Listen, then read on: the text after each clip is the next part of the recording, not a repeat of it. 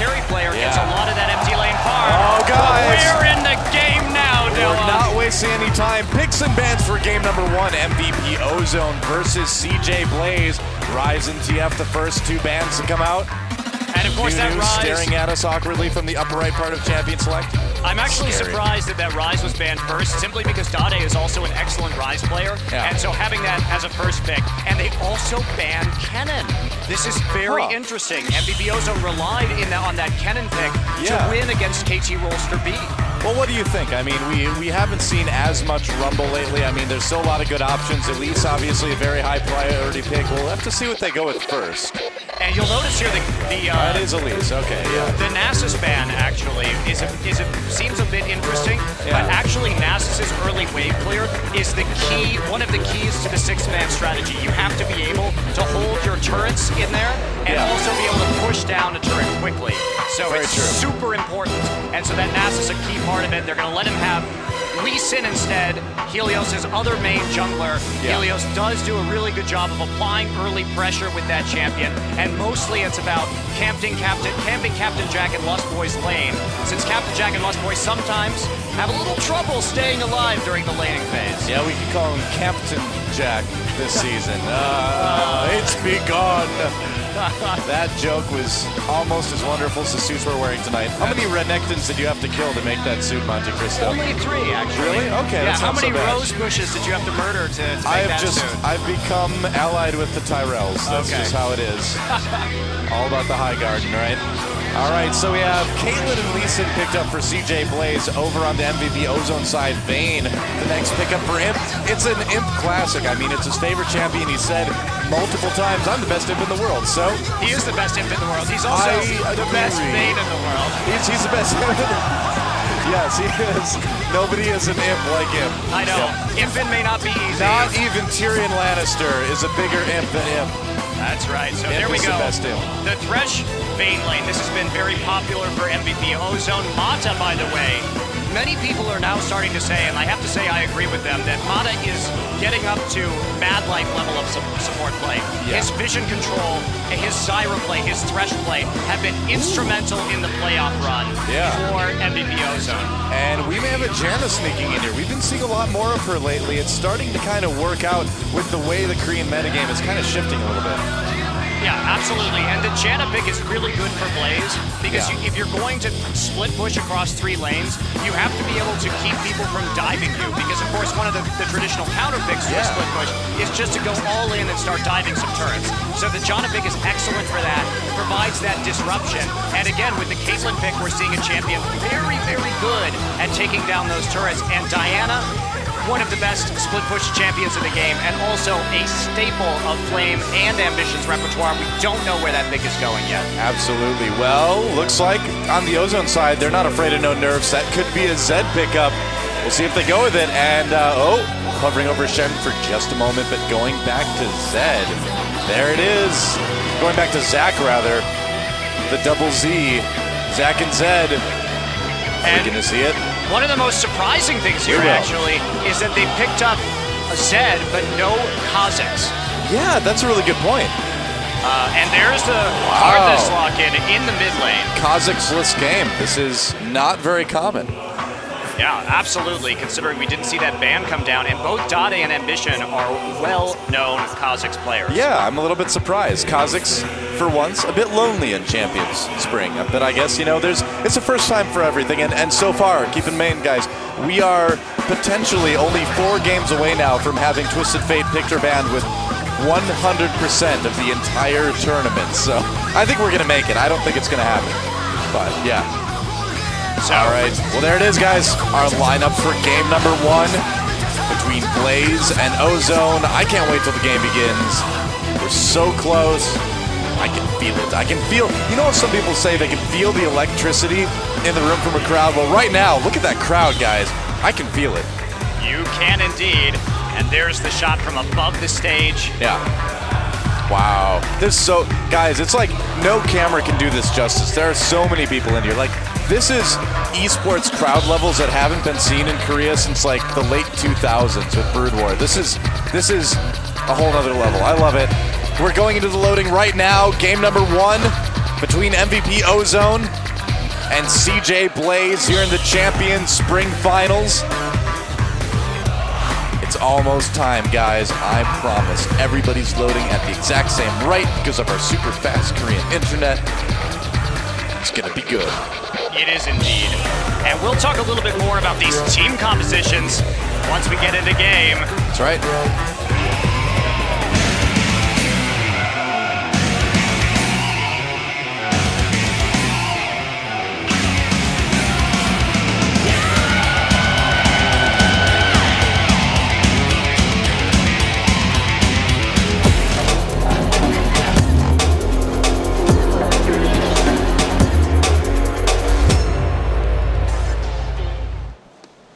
You know, I rather like my suit. I might just take this one home with me. Who knows? Well, here we go, guys. Game number 1, CJ Blaze versus MVP Ozone. Imp, you need to be careful, dude. Oh, takes a Peacemaker to the behind. That does not sound comfortable. It doesn't. And by the way, guys, we are playing on patch 3.7. That's right, yes. For those of you interested. And I'm interested. That's very interesting. So. Yeah. I'm actually going to take Zach top. Now, we don't see this a lot in Korea. We see it more often in Europe, of course, and in China as well. So the Zach pick top is perfect for though. It gives him that sustain in lane that he can really rely on. He'll get very, very tanky and be able to provide that AoE CC that MVP Ozone really relies on him. So his initiations have been excellent so far throughout the playoffs, and he's getting another one of those champions that he can provide that role for. Dandy, a very aggressive early jungler, picking up that Elise so he can make a few plays in lane and to kind of counter jungle and counter gank Helios. We often refer to Dandy as more of a counter jungler rather than a jungler because he tends to follow ganks and follow the other jungler, playing mind games with his opposition instead of actually like making the plays himself. It's like a gank in lane and he comes in and he's like, combo breaker! And then he gets like a double kill or something. That's basically Dandy in a nutshell. Dandy, the ultimate combo breaker. Yep, exactly. Man, this season of Champions in Korea has been all about the ultra combos, though. It has indeed. And now I really like this Diana pick with teleport as well. They want to keep Imp down early. Yeah. And in fact, MVP Ozone wants to have their duo in this top lane so badly that they're giving up that Golem edge, the double Golem edge, in order to have it.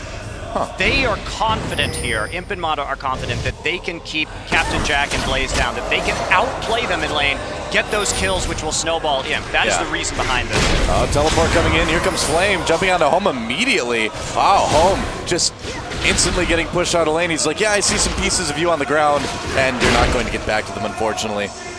Which is awkward, you know? It's like losing a little piece of yourself, figuratively and literally. And so Helios now coming in. Yeah, Helios has been like one of the most dangerous Lee Sins in all of Korea, and he might prove it right now. Home, is he gonna give up first blood? There's the flash, he can't get away! Oh, maybe he can! Crescent Strike hits him, but the passive is gonna save him. He's gonna be a jolly green giant for a little while longer. And right there, I want to point it out, that was a very good early game strat by CJ Blaze. They allowed Flame to hit level 2, go back, come back into lane, and then had calculated that Lee Sin gank immediately. So they were hoping to get a kill there, but MVP Ozone's pick of Zac actually negated that. I don't know if Blaze anticipated going on a champion with a revive passive like that, because otherwise he would be dead to rights and Flame Snowball would be starting already. Well, the thing is, I mean, now that passive is used, and not only is it that passive, the flash was used as well, so Home is going to be very vulnerable here for the next few minutes or so. Imp and Mata trying to push up their lane as best they can. They know the jungle pressure is down the bot lane, so they can be a bit more aggressive. Yeah, absolutely. So basically, the six-man strategy will work very well with Blaze's team composition, with the disengage they have. The fact that you really don't want to dive Karthus, because even if you kill him under turret, he has a strong chance of cleaning you up. Exactly. And in addition to Diana's teleport as well, being able to get you that high mobility that you need to split push multiple lanes at the same time. So this is looking like a composition that is very classic for CJ Blaze. MVP Ozone, on the other hand, also pretty indicative of their style of play. Dade's a very mechanically skilled mid lane player. He's really able to pick up those kills. he and Ambition both farm heavily in the early game, typically without a lot of roam. Yeah, that's true. But come the late game, they've got all that CC from Elise, Zac, and Thresh to be able to focus down single targets very quickly and then roll up a fight from there. I mean, it's really a lot of times going to depend on how good Lustboy's Monsoons are to get those assassins out of the faces of the AD carries. I mean, a lot depends on Lustboy in this game. Absolutely. Oh, there's a Cocoon going down on Flame. They're going to come in. Can they get the first blood now? Someone coming down. Helios coming down. First blood taken by Home. Here comes Helios. He throws down the Q, but he can't get away, safeguarding to a minion, and he'll be able to get out without much damage. But how about that? Home taking first blood on Flame with a little help from Dandy. Some damage going on in the top lane now. Mata taking a big chunk out of his life bar. Imp and Lustboy dueling a little bit here. There's a Lantern. They're going to get that little extra shield, but it's a bit poetic almost at Home. Gets that first blood against Flame in the first game of the finals. That may actually just set the tone for this entire event. We'll have to see. You know, Flame chose not to use Flash right there, which is a bit interesting. I think he assumed he was dead to rights. And that's the danger of taking that teleport sometimes in lane, is that the Ignite advantage is pretty huge. But at the same time, Blaze is used to playing from behind. In fact, nearly every game they play from behind, and then it's in their control over the minion waves. They really start to take an edge later. Yeah. Oh, Thresh coming in. There's a nice whirlwind to push people back. Oh, Captain Jack gets a bit stuck. There's the exhaust, and Dandy and Imp get that kill. Lustboy has to get out of there. MVP Ozone off to a great start in game one. That turret's going to take some damage. MVP Ozone also intelligently picked champions like Zed and Vayne. Yeah. They can duel very, very well. And so that might become really important here once the split pushing begins. Well, Dade trying to come down, but there is a ward in that brush, so Flame not going to be caught by that one unawares. And yeah, he's just going to recall out of that. Or is he? Coming in, there's a death mark. Flame maybe in a bit of trouble. Ignite goes down as well. The ultimate from Home coming in. Flame getting low, and there's the kill. Dade picks one up. Everybody gets away fine. No one around to reciprocate on that one. And MVP Ozone 3-0. Flame with 2 deaths already in game number 1. I mean, we've seen games, though, where Flame will die 2 or 3 times in lane and continue to be even in CS. Now here he's actually just a little bit behind, but CJ Blaze, the way they play with the split pushing, actually the less Flame is worth sometimes, the better it is, because they can sacrifice him for turrets that's a great point. or for map pressure in the late game. So before you guys start freaking out about Blaze's like a early game deficit right here. So anti-hype. This is so normal. So anti-hype, Monte Cristo. Come on. Come on, man. Helios trying to catch. There's that slingshot. Home knocking Helios away for a moment. Can Helios get the kill? No. Too close to turret and Home. Man, he's gone from like Jolly Green Giant to like Joyous Green Giant. So he's got to be feeling good. You can tell that MVP Ozone is actually prepping for the split push right now because they're going for dueling items. They want to get those 2 Blades of the Ruin Kings. Now, if you're a dueling style Vayne, you usually get that Blade of the Ruin King. If you're going to be a teamfight style Vayne, sometimes better to get that Bloodthirster PV instead. So we usually actually see our Imp pick up Bloodthirster into Phantom Dancer, or double Phantom Dancer sometimes, depending on how he's feeling. Double Phantom Dancer all the way. That's right, but in this case, Blade of the Ruin King going for more of a style like SK Telecom's Piglet, where he'll stay in that lane, try and just outduel his opponents with that champion. So MVP Ozone obviously very, very well prepared for what they're going to see from CJ Blaze tonight. That guy was prepared for rain or something. Oh, big fight in the mid lane, or top lane. Lustboy trying to get away. He's got that shield, so he's going to be okay, but a dangerous moment there. Mata with a good flay to pile on the damage onto Lustboy. Dade coming up here too. They could dive this. Dade is up. He's coming in, trying to go onto Lustboy. He's doing some damage. He's going to come in. There's a death mark. Immediately he gets pushed away. Helios there to try to compensate. He's going to take the Lantern right out, and he's going to be fine. Requiem coming in. This may help Helios get some kills. No, doesn't look like they want to go in on it just yet. Ozone still pressuring in that lane. That was a dangerous moment. They did draw out the Requiem from Ambition, which is kind of nice. It's absolutely huge. Requiem did virtually nothing right there. They're not even going to be able to clean this up. They know Ambition is coming up. And if you notice the ward placement in mid lane right there, they are just, from MVP Ozone, they are keeping really close tabs on Ambition, because that says that Dade's going to roam, so they need to have vision throughout the entire lane to make sure that Ambition isn't following him right there. And I have to say, I love the Zed pick in this composition. We were talking about, hey, why no Kha'Zix? Well, if you're not planning to team fight and you're planning just to roam and do heavy assassinations or split push, the single target damage from Deathmark, you don't need to have that reset. Yeah. So I really like the decision for Zed in this composition from MVP Ozone. Excellent choice. Imp looking really bold in lane right now as well. All the tumbling towards his opponent, things like that, but they are putting on the pressure here. And MVP needs to come up big in this early game. Flame doing some damage to Home. He pulls him in with that Moonfall. Home getting a bit low, and Ignite goes out on Flame. Home, is he gonna 1v1 him? Action in the top lane as well. Mana gets a kill. Flame in trouble in the bot lane. He might be able to get away. Dandy trying to chase out Helios. Not gonna catch him. Mana's okay. Flame barely lives in the bot lane. And Home looking pretty good, dude. Every single match we've seen in the playoffs, Home has looked better than he ever has the previous match. And today, so far, in the early stages of the finals, it's no exception. Helios actually coming in on Imp right there. Yeah, not the best cocoon ever from Dandy, but it'll be okay. He's going to come right back down. There goes the turret. Turret number 1 goes to MVP, and it really is the thing where against these CJ teams, even if you take gigantic leads early on, they still come back with such a strong mid and late game. So MVP Ozone knows they need this, but they really can't get too excited at this point because they know they can't just get ahead early. They need to end it early, or they need to keep it up, and that is so hard to do in a long game against Blaze and Frost. Well, over Blaze's 13-game win streak here in Champions, they've been down early a lot. Usually it's the duo lane, though. Usually it's Captain Jack and Lustboy. Not often do you see Flame get a little bit harassed early on, too. Yeah, but Flame is keeping even in CS right now, so that's actually really important. Now we're probably going to see this rotation for Dragon. Death Sentence just misses Ambition. They see Captain Jack up in that top lane, and actually what they're doing right now is they're sending Dade top. They want to repeatedly assassinate people right here. MVP Ozone came in with a very specific plan. There we go. Yep. And the Vision Ward goes down. Of course, the advantage, when you do take down that top turret first, you have a really good opportunity to follow up Dragon. Well, we heard about all the planning that went into it, and it really is something else. The way that these teams in Korea can get together and develop a strategy against another teammate. Flash used by Flame there to get away. And by Mata to try and get the death sentence. That's right, yeah. Flash trade right there. Yep. Captain Jack comes down. Dade's been doing a really good job of keeping eyes on Captain Jack, where he's going to be. Now they can do this dragon pretty quickly. Probably like one of the most extended dragons I've ever seen. Dragon's like, come on guys, hurry up a bit. It's a bit slow. Helios coming in. He's going to try to get into that dragon. Dragon too high to smite though. Mata slows him down a bit. There's the ultimate from Home coming in. Where's Flame? He's in the middle, getting very low. Captain Jack late to the fight, not able to do that damage that he needs to.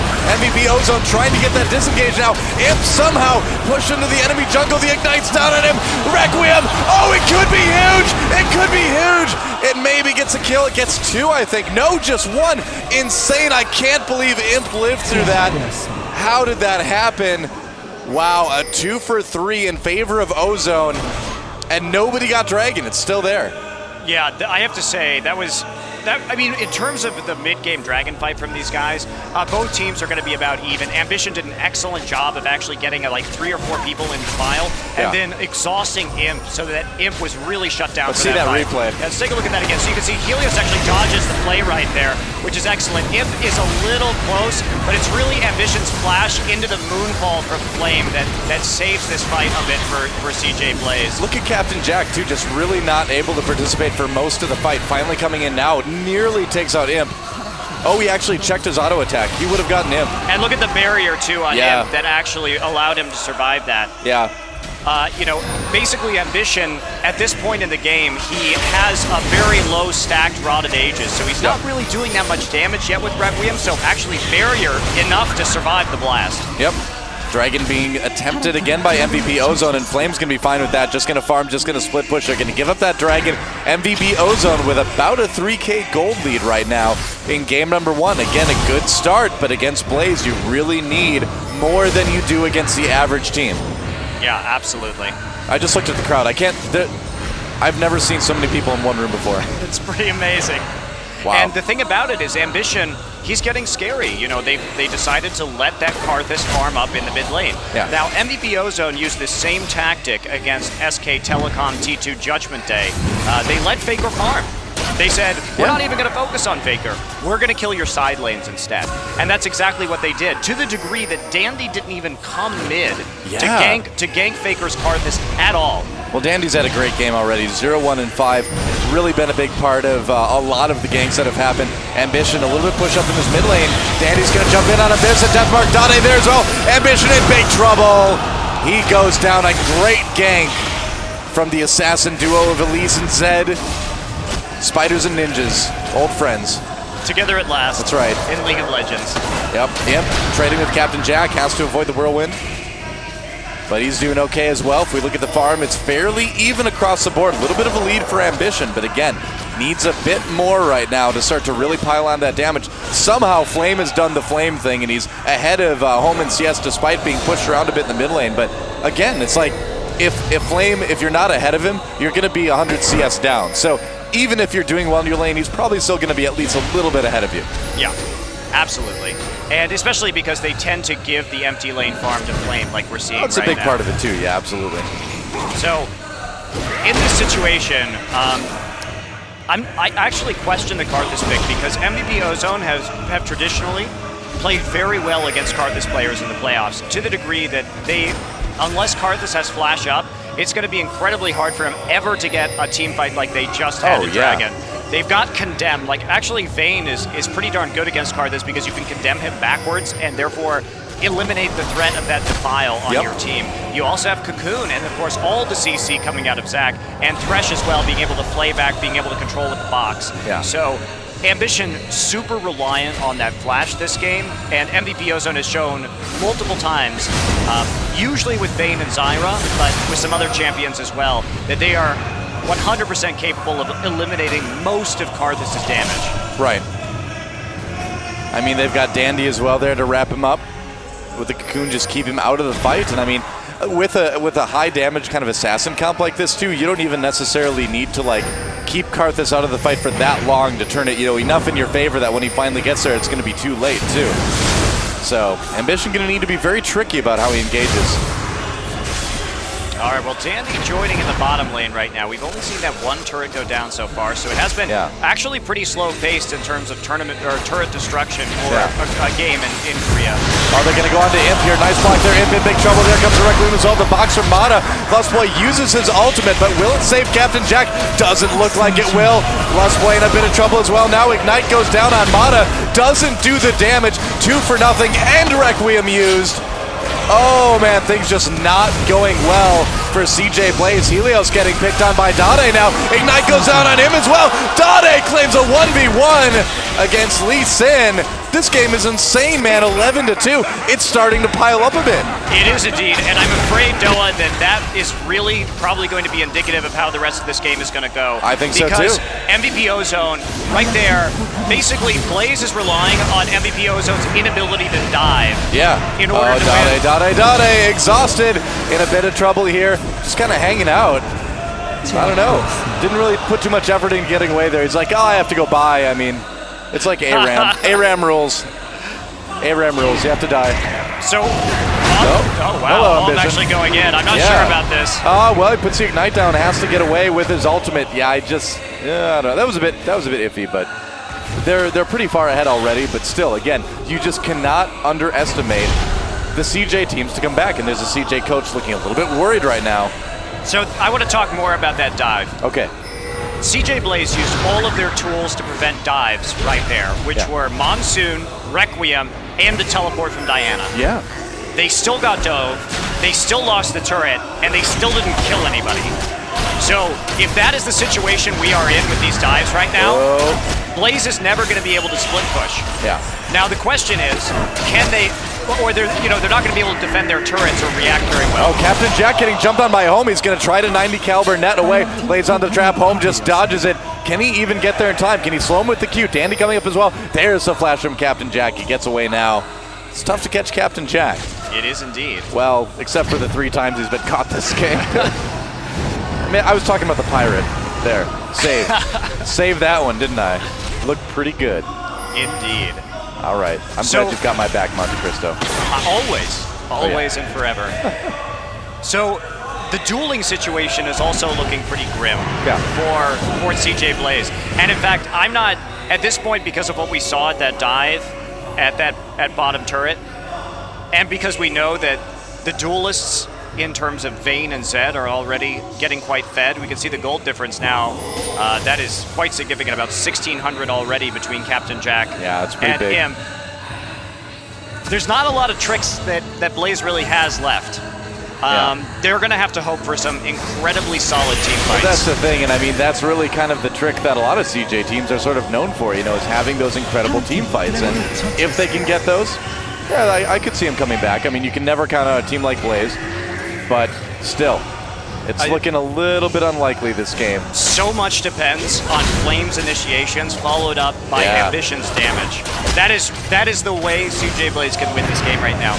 Because they can't win it currently in the traditional fashion that they have been winning games. The other thing too is that if MVP Ozone wins a good team fight, they've got a really good Baron team as well too. I mean, they can kill Baron fairly quick, I think. Oh, Helios has to get away, but Ambition a bit trapped here. There's the ultimate. Let's bounce into this team fight, guys. Mata on the outside. Imp gets that first kill. Where's he at? There comes Requiem. Flame coming down finally at the fight. MVP Ozone so deep. Do they have enough damage? Home, there's a death mark coming in on Flame. Flame let's play very low. Double kill for Home. Imp went down, but it's an ace for MVP Ozone. 1 for 4. What? Who are these guys? This is MVP Ozone now. This is like MVP Ozone 3.0, dude. And this is what you can do with a world-class AD carry when you have an extremely good mechanical, high-threat, high-damage player in mid lane. Absolutely.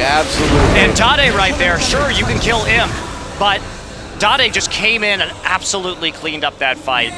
So MVP Ozone absolutely huge right now. I mean, we were just talking about it. If they win a big team fight, they get to take Baron as well, and they did that. A fairly early Baron, too. We don't see a lot before 24 minutes in a normal game, but with the items they have, with the advantage they had, it was pretty easy. Let's take a look at that replay from that last fight. Helios, this was a mistake by Helios to go in. He thought actually that Imp was alone, but the vision ward there prevented him from seeing. So right there, Ambition doesn't really get in. Everyone splits beautifully right away. Requiem comes out, but Imp actually goes over and gets on the other side. He uses his barrier, doesn't quite save him, but at this point, Dade with Deathmark absolutely shredding his way. And I mean, I feel like I'm seeing Captain Jack make these little mistakes here and there as well, too. In the first one, he checked his auto attack that could have killed him. In that fight, he just A-moved and accidentally started auto attacking a ward instead of the champions as well. So, yeah, I mean, Captain Jack needs to be a little bit more careful about how he engages these team fights. They need him to be on point. This is the finals, guys. Absolutely. Wow. So, I mean, with this kind of 10K gold lead, with the ability for MVP Ozone to dive, with the how tanky Olm has gotten right here, I have to say, there's very, very little hope that Blaze is going to win this first game. Yeah, I think so. And I mean, so for all you guys out there who are like, oh yeah, 3-1 Blaze. Okay, well, here's your one. But think about that. As we go into game 2, think about how this game has been. It's been, I gotta say, the most one-sided game against Blaze that we've seen this season. But let's go back a little bit and talk about how teams have beaten Blaze before they started this win streak. Okay. Most notably was the first game of the season with CJ or with SK Telecom T2 Judgment Day beating Blaze 2-0. Now, how did they do that? We saw a lot of roaming from Faker, particularly on Nidalee, and that play really set SKT a huge Captain advantage. Jack gets jumped on by Dandy. Dandy a little bit ahead. Everyone has to walk through the wall of fame, but look at him piling on the damage on the Ambition under turret. Mana comes out. They do take Flame out very quickly. Meanwhile, oh man, Dade doing the split push up in the top lane as well. Home sitting in the ward, but he's ready to jump in at a moment's notice. This siege is terrifying. He's gonna come in right under Ambition. Look at the damage. Oh, Home having the biggest game of his career, and Imp just absolutely annihilating people. Requiem is like, it's more like fireworks celebrating Ozone's victory in game 1. I don't know what else to say, guys. Ozone is just crushing Blaze. Absolutely. You see Om right there with the big shout. Yeah. He is absolutely happy about that one. 13K gold ahead. There's the surrender. Oh, MVP Ozone. What a statement in game 1. And look at man, that is an emotional guy right there.